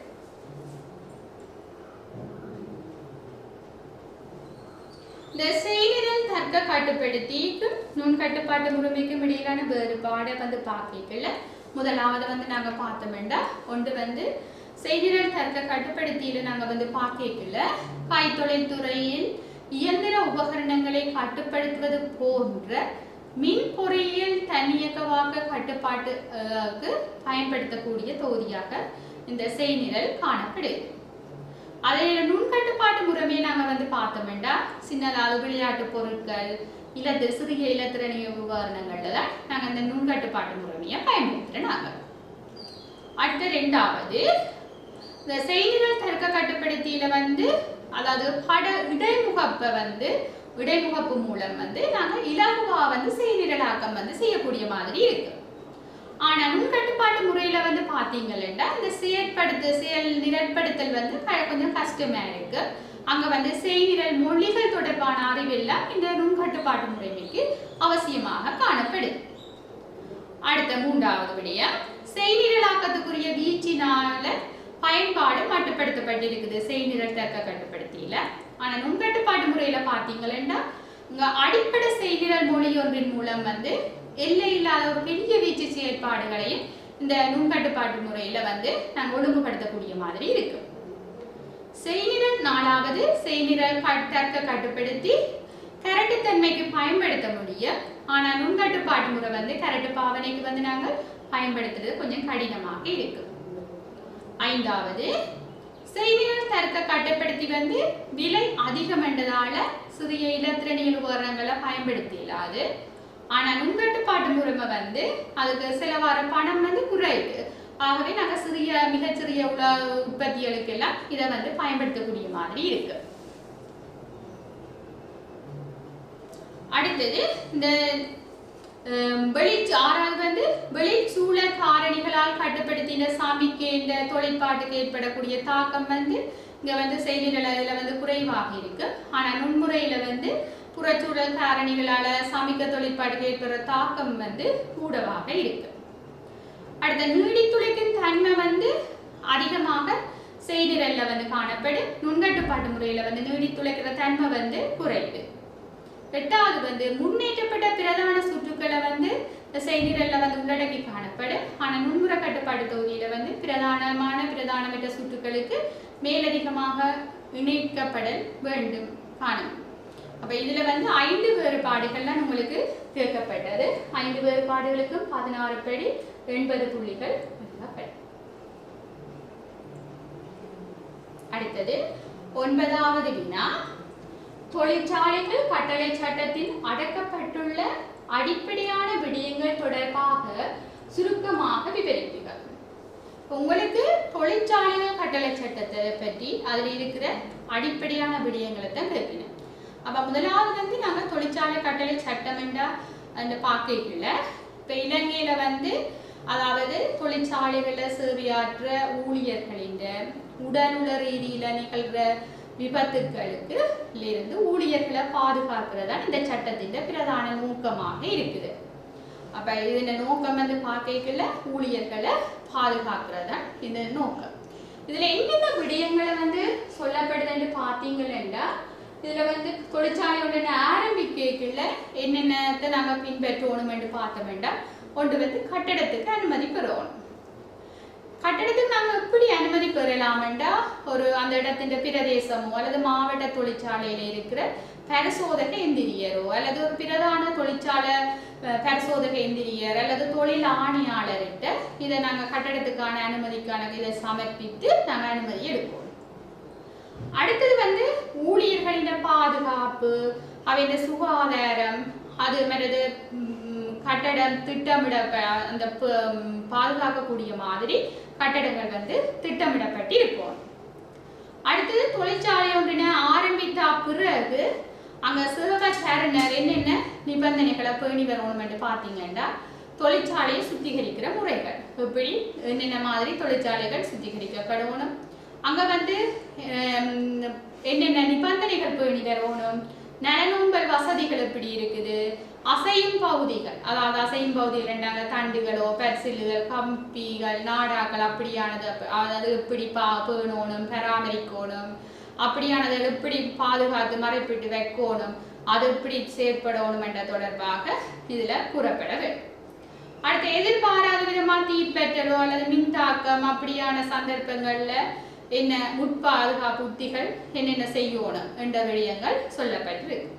அடுத்தது வேலை செய்கிற இடத்துக்கு பாதுகாப்பாக சென்றடையும் வசதியும் இடத்தின் பாதுகாப்பு தொடர்பான உத்திகள் இது தொடர்பாக சொல்லப்படப்பட்டிருக்கு. அதாவது வேலை செய்யும் இடத்துக்கு எப்படி பாதுகாப்பாக போகணும், மற்ற அந்த இடத்தின் பாதுகாப்பு எப்படி. அடுத்தது தொழிற்சாலையில் ஏதாவது விபத்துக்கள் தொடர்பாக மாவட்ட தொழிற்சாலைகள் பரிசோதனைக்கு அறிவிக்கிறது. தொழிற்சாலையில் இருந்த அதிகாரங்கள் தொடர்பாக குறிக்கப்பட்டிருக்குது இந்த தொழிற்சாலைகள் கட்டளை சட்டத்தில். இதில் 8 விடயங்கள் எதிர்பார்க்கப்படுது, 80 புள்ளிகள். 80 முதல் அங்க நோக்கத்துக்கு 20 மொத்தமா 100 புள்ளிகள். அடுத்தது நில அலங்கரிப்பு கோட்பாடு. நில அலங்கரிப்பு கோட்பாடுகளை சுருக்கமாக விவரிக்குக. இங்க நில அலங்கரிப்பு கோட்பாடுண்டா என்னென்று கொடுக்கணும். இங்க நில அலங்கரிப்பு கோட்பாடுன்னு நாங்க பார்க்கல எந்த ஒரு வடிவமைப்புக்காக நாங்க பயன்படுத்துற இப்ப வன்கூறுகளா இருக்கலாம், மென்கூறுகளோ கலைத்துவ அடிப்படைகள் ஆகியவற்றை கையாள்றது தொடர்பான ஒரு அடிப்படை கோட்பாடுகள் மற்ற விதிமுறைகளை ஒரு அடங்கின தொகுதியை நாங்க வடிவமைப்பு கோட்பாடுகள் என்று சொல்றோம். இந்த வடிவமைப்பு கோட்பாடுகள்ல பாத்தீங்கன்னா 7 விடயங்கள் இருக்குது. அது ஒன்று விகித சமன் அல்லது அளவு பிரமாணம். விகித சமன் அல்லது அளவு பிரமாணம் என்று நாங்க பார்க்கல. இப்ப விகித சமன் என்றா ஒன்றுக்கு ஒன்றோடு அதாவது அங்க இருக்கிற கட்டிடங்களோ அல்லது மென்கூறுகள் என்ன ஒன்றோடு ஒன்று பொருந்த அளவு ரீதியில பொருந்தக்கூடிய மாதிரி இருக்கிறத நாங்க விகித சமன் என்று சொல்றோம். இப்ப கட்டடம் கட்டையாக இருந்து தாவரம் உயரமா இருந்து அங்க ஒன்றுக்கு ஒன்று பொருந்தாம தன்மையை காட்டும். அது விகித சமன் இல்லாமல் இருக்கு. அதை நாங்கள் ஒரே அதாவது வன்கூறுகள் மென்கூறுகள் ஒன்றோட ஒன்று பொருந்தி அமைதலை நாங்கள் விகித சமன் என்று சொல்லுவோம். இரண்டாவது விடயத்தை நாங்க பார்க்கல ஒழுங்கு. இந்த ஒழுங்கை நாங்க பார்த்தோம்னா தாவரங்கள் வேலிகள் பாத்திகள் ஒரு ஒழுங்கு முறையில சிறியதுல இருந்து ஒரு பெரியது வரையோ அல்லது பாத்தியின் அளவுல பெரியதுல இருந்து சிறியது வரையோ ஒரு அமையுமாறு ஒரு ஒழுங்கான முறையின் இல்லத்தின் தன்மைக்கு ஏற்ப ஒரு ஒழுங்குபடுத்துறதை நாங்க இங்க ஒழுங்கு என்று சொல்ல போறோம். இதால பூங்காவின் அழகை நாங்க என்ன செய்யலாம், அதிகரித்துக் கொள்ளக்கூடிய மாதிரி இருக்கு. அடுத்தது சமநிலை. இந்த சமநிலை என்னென்று பார்த்தோம்னா இந்த பூங்காவில் ஸ்தாபிக்கிற கூறுகள் ஒரு பூங்காவின் கற்பனையா ஒரு உருவகித்த கோட்டின் இருபுறங்கள்லையும் அமைந்திருந்து அதை நாங்கள் சமநிலை என்று சொல்லுவோம். இந்த சமநிலை 2 வகையா நாங்க சொல்லலாம். சமச்சீரான சமநிலை, சமச்சீரற்ற சமநிலை. சமச்சீரான சமநிலை என்று பார்க்கல அதாவது ஒரு கற்பனை கோட்டின் இரு பக்கங்களில இருக்கிற கூறுகள் ஒன்றோடு ஒன்று பொருந்தி அமையக்கூடிய மாதிரியும் ஒரே மாதிரியும் இருக்கு. அதை நாங்க சமச்சீரான சமநிலை என்று சொல்லுவோம். ஒரே பார்வையில 2 பக்கங்களையும் அவதானிக்கக்கூடிய மாதிரி இருக்கும் ஒரே நேரத்துல. சமச்சீரற்ற சமநிலை என்றா ஒரு பக்கத்துல காணப்படுற கூறுகள் மற்ற பக்கத்துல காணப்படாத மாதிரி இருக்கு. இதை நாங்க சமச்சீரற்ற ஒரே நேரத்துல அதை ஒரே பார்வையில நோக்கலாமே இருக்கு. இதை நாங்கள் சமச்சீரற்ற சமநிலை என்று சொல்லுவோம். அடுத்தது 4வது சந்தம். இந்த சந்தத்தை நாங்க பார்க்கல நாங்க நில அலங்கரிப்புல பயன்படுத்தப்படுற வன்கூறுகளோ மென்கூறுகளோ அல்லது கலைத்துவ மூலகங்களை நாங்க மீண்டும் தொடர்ந்து பயன்படுத்துறதால இந்த பூங்காண்ட ஒழுங்கு மாற்றமடைஞ்சு கொண்டு போற செல்லுற தன்மையை நாங்க சந்தம் என்று சொல்றோம். இந்த சந்தத்தால மாற்றங்கள் சந்தர்ப்பத்துக்கு சந்தர்ப்பம் இசைவாக காட்டுறது மூலம் ஒரு பூங்காக்கு ஒரு நேர்த்தியான தன்மை அப்படி ஏற்படக்கூடிய மாதிரி இருக்கு. அடுத்தது சீர்மை. சீர்மை என்று சீர்மை அல்லது ஒருமைப்பாடு நாங்கள் ஒருமைப்பாடு என்று சொல்லுவோம். சீர்மை அல்லது ஒருமைப்பாடு. இந்த ஒருமைப்பாடு என்று பார்க்கல பூங்காவில் இருக்கிற ஏதாவது ஒரு கருப்பொருளை அடிப்படையாக கொண்டு அங்க இருக்கிற அதுக்கேற்ற மாதிரி நாங்கள் வர்ணங்களையோ அல்லது மென்கூறுகளையோ வர்ணங்கூறுகளை நாங்கள் நிறுவுறதை நாங்கள் ஒருமைப்பாடு என்று சொல்லுவோம். இப்ப சிறுவர் பூங்காவில் அங்க தெரிவு செய்கிற வன்கூறுகள் அவை இந்த பாதுகாப்பை கொண்டு நடக்கிற மரம் தாவரம் செடி கொடிகள் இதுகளை நாங்கள் இதுக்கு ஒருமைப்பாடு உதாரணமாக கொள்ளலாம். அடுத்து குவியப்படுத்தல் என்று பார்க்கல எல்லாற்ற கவனத்தையும் ஒரே இடத்துல குவிக்கக்கூடிய மாதிரி எல்லாரையும் கவர்ந்தெடுத்து அந்த இடத்துக்கு கொண்டு வர மாதிரி நாங்கள் அந்த இடத்துல ஒரு தாவரங்களையோ அல்லது சிற்பங்களையோ நீர்த்தடாகங்கள் போன்றவற்றை அமைக்கிறதுக்கு நாங்கள் குவியப்படுத்தல் என்று சொல்லலாம். அடுத்தது பல்வகமை. இந்த பல்வகமையில நாங்கள் பார்க்கல பூங்காவில் பயன்படுத்தப்படுற கலைத்துவ மூலகங்கள்ல எதிர்பார்க்கப்படுற மாற்றங்களை ஏற்படுத்துறதுக்காக பூங்கா கூறுகளை நாங்கள் பயன்படுத்துகிறோம். இதால் வந்து நிலத்தின் ஒரு சீரான தன்மைங்கிறதோட கவனத்தை ஈர்த்து கொள்ளக்கூடிய மாதிரியான அமைப்பு இருக்கு. இது இல்லை 7 விடயம் 7 விளக்கமும் அதுக்குரிய விளக்கமும் கொடுக்கப்பட வேண்டும். அதில் மொத்தமாக அதுக்கு 7 விடயம் 11 புள்ளிப்படி 77 புள்ளி, அறிமுகத்துக்கு 23, மொத்தமாக 100 புள்ளிகள் கிடைக்கும். 9 மூன்றாவது உபவினா கழிவுப் பொருள் தேக்கம் ஒன்றை பயன்படுத்துவதன் அனுகூலங்கள் பிரதிகூலங்கள். அனுகூலம் இப்போ கழிவுப் பொருள் தேக்கம் ஒன்றை நாங்கள் பயன்படுத்தினோம் எங்களுக்கு என்ன அனுகூலம் பார்க்கல. ஒன்று வந்து இது எளிமையான முறை. இது ஒரு தேக்கம் இருந்து அந்த இடத்துல நாங்கள் குப்பை கூலங்களை கொண்டு போய் போடையில எங்களுக்கு அது ஒரு எளிமையான முறையாக இருக்கும். எல்லா இடமும் பரவப்பட்டிருக்காது, இப்போ கஷ்டம் இருக்காது, ஒரு மாதிரி செலவு குறைவாக இருக்கு.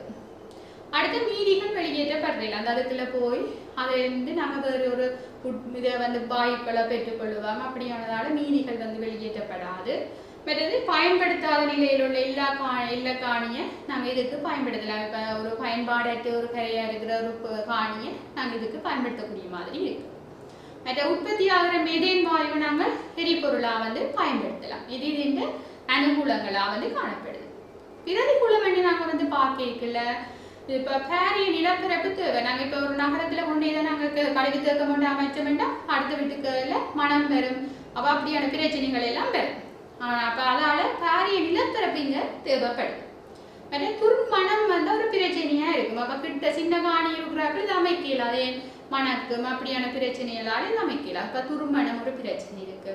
மற்ற பீடக்கொல்லிகள் பயன்படுத்தணும். சில வழியில் அதுக்கு நுண்ணங்கிகள் நோயாக்கிகள் வந்து ஏற்படலாம். அப்போ அதுக்காக பீடக்கொல்லிகளை நாங்கள் பயன்படுத்த வேண்டியிருக்கு. பிரித்தெடுப்பை வந்து படிப்படியாக நாங்கள் சேகரிக்கணும். ஒரேடியாக சேகரிக்கலாது. மற்ற மெதேன் வாயுவையும் உரியவாறு சேகரிக்கிறதுக்கான உபகரணங்கள் தேவை. இப்போ இது வந்து இது இந்த பிரதிகூலங்களாக இருக்கு. அப்போ இதில் வந்து 5 அனுகூலங்களும் 5 பிரதிகூலங்களுமா மொத்தம் ஒரு விடயத்துக்கு 10 புள்ளி கூடி 100 புள்ளிகள்.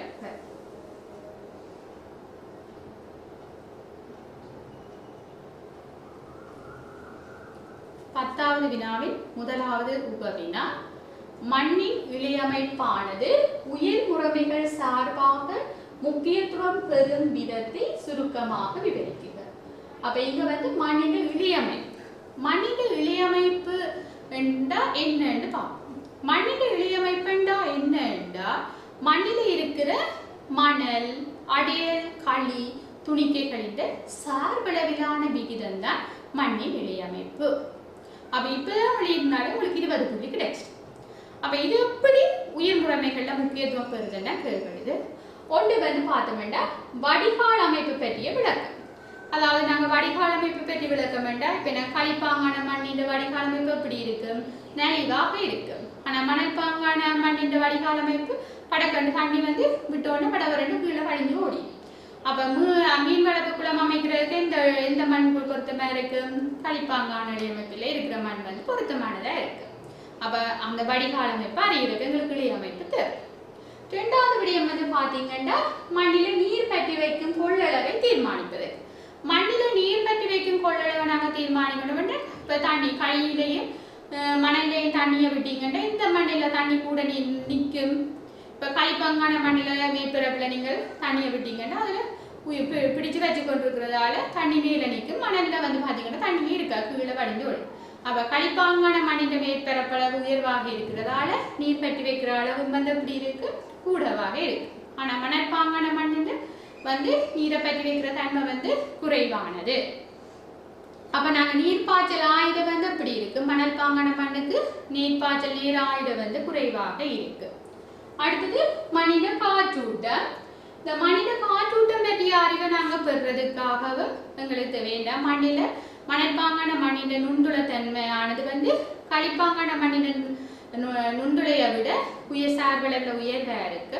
அங்கே வந்து மணற்பாங்கான மண்ணில் தாவர வேர்கண்ட சுவாசம் சிறப்பான மட்டத்தில் நிகழும் மண்ணங்கி கண்ட தொழிற்பாடு அங்கே உயர்வாக இருக்கு. இந்த காற்றோட்டம் கூடுதலாக இருக்கிறதா. 4வது கற்றையின் பரிமாற்ற கொள்ளளவு. அதோடற்பான அறிவை நாங்கள் பெறுறதுக்காக இங்கே களிப்பாங்கான மண்ணின் கற்றையின் பரிமாற்ற கொள்ளளவு வந்து உயர்வாக காணப்படும். ஆகவே அங்கே போசனைகளை பற்றி வைத்திருக்கிற தன்மையும் கூடவாக இருக்கு. இங்க 4 விடயமும் விளக்கம் படி 4 20 20 என்பது வரைவிலக்கணத்துக்கு 20 புள்ளிகள், மொத்தமாக 100 புள்ளி. அடுத்த வினா 10வதுல 2வது வினா, நில அளவைக்காக பயன்படுத்தப்படுகின்ற நுட்ப முறைகளை சுருக்கமாக விவரிக்குக. அப்ப நில அளவைக்காக பயன்படுத்தப்படுகிற நுட்ப முறைகளை சுருக்கமாக விவரிக்கிறீர்கள்.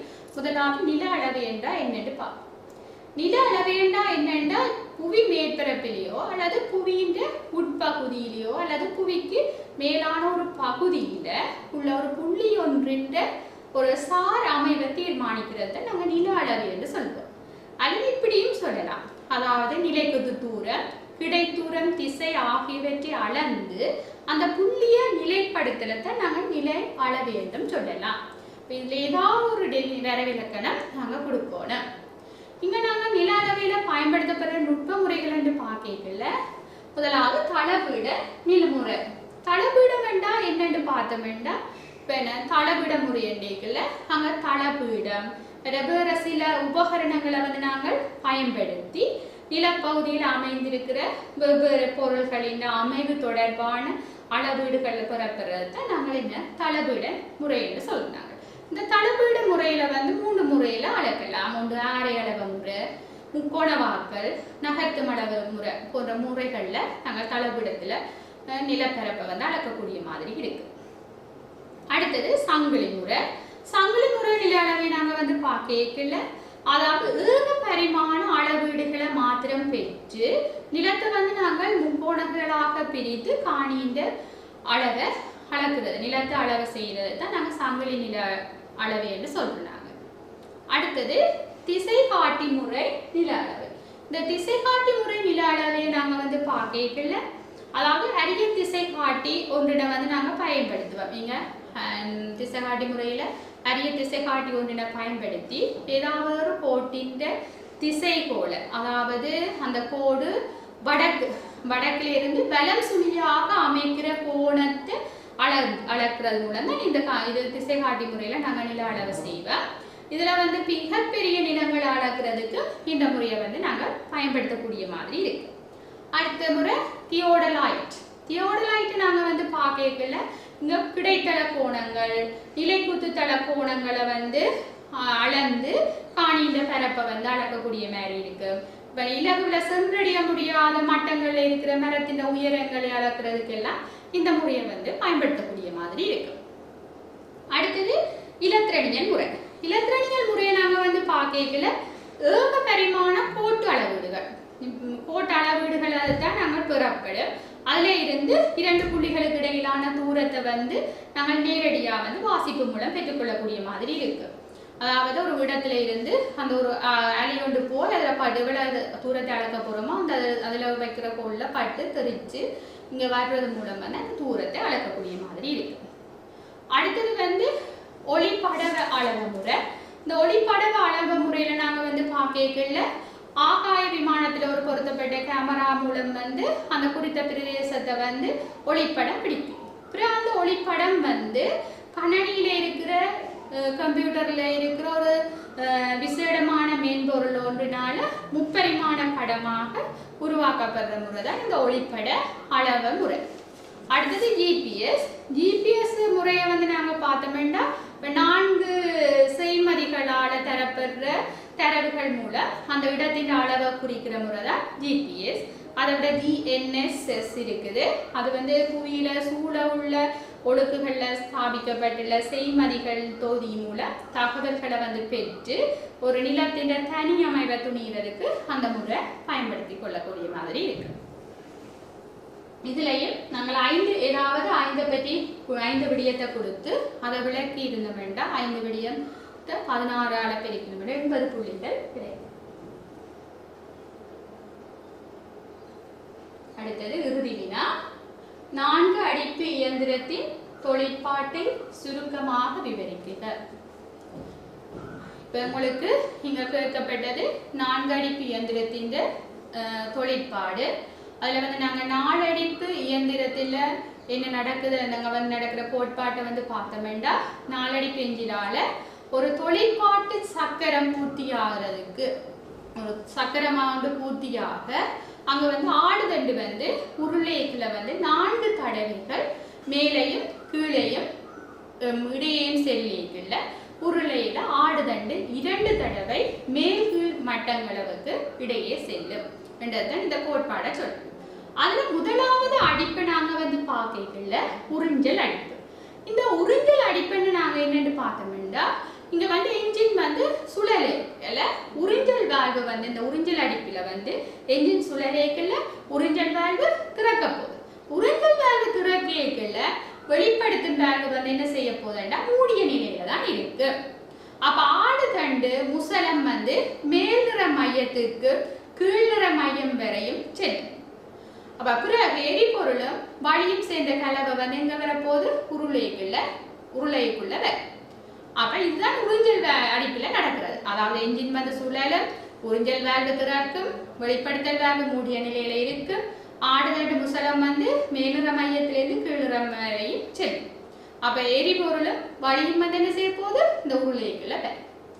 அடுத்த அடிப்பு வந்து நெருக்கல் அடிப்பு. இந்த நெருக்கல் அடிப்புகளை நாங்க வந்து பார்க்கல இந்த ஆடுதண்டு கீழே இருந்து மேலுறம் வரையும் செல்ல போகுது. அப்ப இங்க 2 வால்வுகளும் என்ன செய்யும் மூடிடும். அவ உருளைக்குள்ள எரிபொருளும் வளியும் அடங்கிய கலவை வந்து நெருக்க போகுது. மேல 2 வால்வு மூடியாச்சு, கீழே உருளைக்குள்ள தனியா எரிபொருளும் வளியும் தான் இருக்க போகுது. அப்ப அங்க நெருக்கப்படுறதால அது நாங்க நெருக்கல் அடிப்பு. அடுத்த 3வது வந்து வலு அடிப்பு.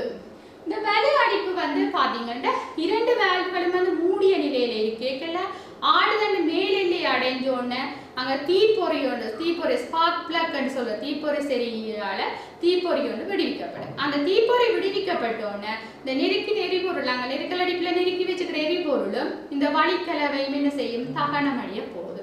தகனம் அடைஞ்சோன்னு கணப்பொழுதுல என்ன செய்யும் ஆடுதண்டு கீழ் நோக்கி செல்வது நாங்கள் இது என்னன்னு சொல்றோம் வலு அடிப்பு. அடுத்தது வெளிப்படுத்தும் அடிப்பு. 4வது வெளிப்படுத்தும் அடிப்பு. இந்த வெளிப்படுத்தும் அடிப்பை நம்ம வந்து பார்க்கல உறிஞ்சல் வால்வு மூடிய நிலையில இருக்க போது வெளிப்படுத்தும் வால்வு திறந்த நிலையில இருக்கு. அப்ப இங்க வந்து ஆடுதண்டு கீழ் எல்லையில இருந்து மேல் எல்லை வரை செல்ல போகுது. அப்ப இங்க தகனம் அடைஞ்ச வாயுக்கலவை என்ன செய்ய போகுது வெளிப்படுத்தப்படும். அந்த வெளிப்படுத்தும் வால்வு மூலமாக வந்து என்ன செய்ய போகுது வெளியே போகுது. சரியா, இதுதான் வெளிப்படுத்தும் வால்வு. அப்ப இங்க வந்து 4 விடயங்கள் தரப்படுது. 4 விடயம் அந்த விளக்கத்துக்கு 20 புள்ளிகள் படி 80 புள்ளிகள். உயர் முறைமைகள் தொழில்நுட்ப பாடத்தின் பகுதி 2 வினாக்களுக்குரிய கலந்துரையாடல் நிறைவு பெற்றது. நன்றி.